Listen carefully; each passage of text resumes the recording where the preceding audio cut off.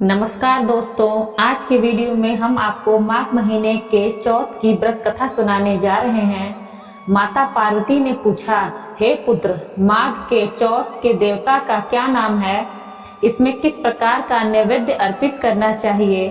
श्री गणेश जी बोले, हे माता, माघ महीने के चौथ के व्रत को बड़ी चौथ या माघी चौथ भी कहते हैं। माघ महीने के चौथ में गणपति गणेश का पूजन करें। इस दिन व्रती व्यक्ति को तिल से बने हुए पदार्थों का सेवन करना चाहिए। हे माता, अब मैं इस व्रत का इतिहास बताता हूँ, उसको सुनिए। सतयुग में हरिश्चंद्र नामक एक प्रतापी राजा हुए थे। वे सरल स्वभाव के एक सत्यनिष्ठ राजा थे। हे देवी, उनके शासन काल में अधर्म नाम की कोई वस्तु नहीं थी। उनके राज्य में कोई अपाहिज, दरिद्र या दुखी नहीं था। सब लोग आदि व्याधि से रहित एवं दीर्घायु होते थे। उन्हीं के राज्य में एक ऋषि शर्मा नामक तपस्वी ब्राह्मण रहते थे। एक पुत्र प्राप्ति के बाद वे स्वर्गवासी हो गए। पुत्र का भरण पोषण उनकी पत्नी करने लगी। वह विधवा ब्राह्मणी भिक्षा के द्वारा पुत्र का पालन पोषण करती थी। उस ब्राह्मणी ने माघ मास की संकटा चतुर्थी का व्रत किया। वह पतिव्रता ब्राह्मणी गोबर से गणेश जी की प्रतिमा बनाकर सदैव पूजन किया करती थी। हे पार्वती, भिक्षा के द्वारा ही उसने पूर्वोक्त रीति से तिल के 10 लड्डू बनाए। इसी बीच उसका पुत्र गणेश जी की मूर्ति अपने गले में बांधकर स्वेच्छा से खेलने के लिए बाहर चला गया। तब एक नरपिशाच कुम्हार ने उस ब्राह्मणी के 5 वर्षीय बालक को जबरन पकड़कर अपने आवा में छोड़कर मिट्टी के बर्तनों को पकाने के लिए उसमें आग लगा दी। इधर उसकी माता अपने बच्चे को ढूंढने लगी।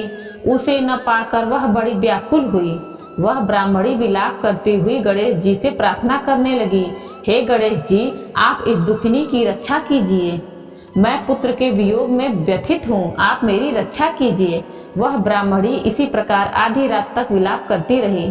प्रातः काल होने पर कुम्हार अपने पके हुए बर्तनों को देखने के लिए आया। जब उसने आवा खोल के देखा तो उसमें जांग भर पानी जमा हुआ पाया।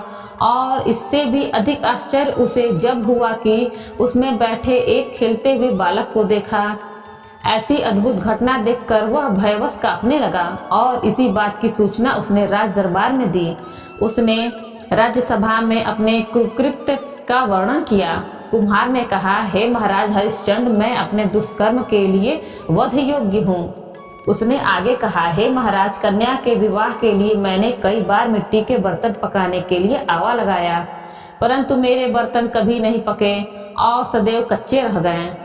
तब मैंने भयभीत होकर एक तांत्रिक से इसका कारण पूछा। उसने कहा कि चुपचाप किसी लड़के की तुम बलि चढ़ा दो, तुम्हारा आवा पक जाएगा। मैंने सोचा कि मैं किसके बालक की बलि दूं? जिसके बालक की बलि दूंगा वह मुझे क्यों जीवित छोड़ेगा? इसी भय से, हे महाराज, मैंने दृढ़ निश्चय किया कि इसे ही बैठाकर आग लगा दूंगा। मैंने अपनी पत्नी से परामर्श किया कि ऋषि शर्मा ब्राह्मण मृत हो गए हैं। उनकी विधवा पत्नी भीख मांगकर अपना गुजारा करती हैं और वह लड़के को लेकर क्या करेंगी? मैं यदि उसके पुत्र की बलि दे दूंगा तो मेरे बर्तन पक जाएंगे। मैं इस जघन्य कर्म को करके रात में निश्चिंत होकर सो गया। प्रातः काल जब मैंने आवा खोलकर देखा तो क्या देखता हूँ कि उस लड़के को मैंने जिस स्थिति में बैठा कर गया था वह उसी तरह निर्भय भाव से बैठा है और उसमें जांग भर पानी भरा हुआ है। इस भयावह दृश्य से मैं कांप उठा और इसकी सूचना देने आपके पास आया हूँ। कुम्हार की बात सुनकर राजा बहुत ही विस्मित हुए और उस लड़के को देखने आए। बालक को प्रसन्नता पूर्वक खेलते देखकर मंत्री से राजा ने कहा कि यह क्या बात है, यह किसका लड़का है? इस बात का पता लगाएं। इस आवे में जांग भर जल कहाँ से आया? इसमें कमल के फूल कहाँ से खिल गए? इस दरिद्र कुम्हार के आवे में हरी हरी दूब कहाँ से उग गई? बालक को न तो आग की जलन हुई, न तो इसे भूख प्यास ही है। यह आवे में भी वैसा ही खेल रहा है मानो अपने घर में खेल रहा हो।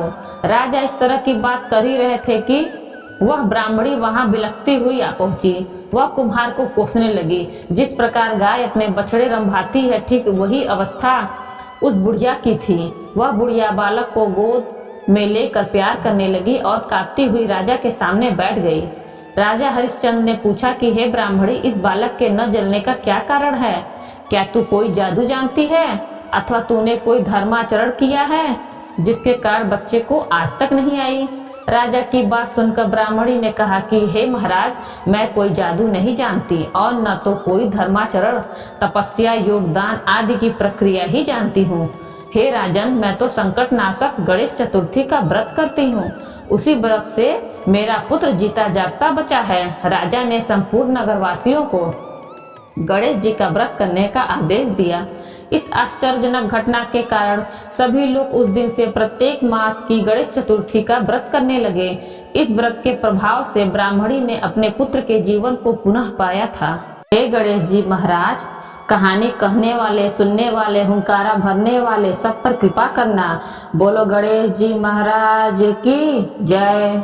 तो दोस्तों, उम्मीद करती हूँ कि आपको वीडियो पसंद आया होगा और आप हमारे चैनल में नए हो तो वीडियो को लाइक कर चैनल को सब्सक्राइब जरूर करें और बेल आइकन जरूर क्लिक करें, जिससे आगे आने वाली वीडियो की नोटिफिकेशन आपको सबसे पहले मिल सके। धन्यवाद।